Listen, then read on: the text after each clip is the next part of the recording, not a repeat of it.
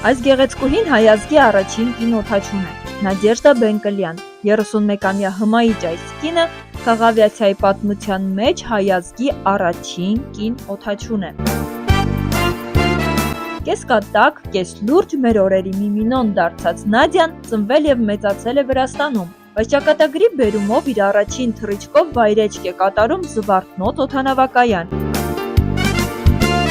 Այո, շատ խորհրդանշական էր ոտքս երբեք հայրենիքումս չդրած, առաջին անգամ եղա կյանքիս ամենակարևոր և պատասխանատու օրը, ասում է Նադյան։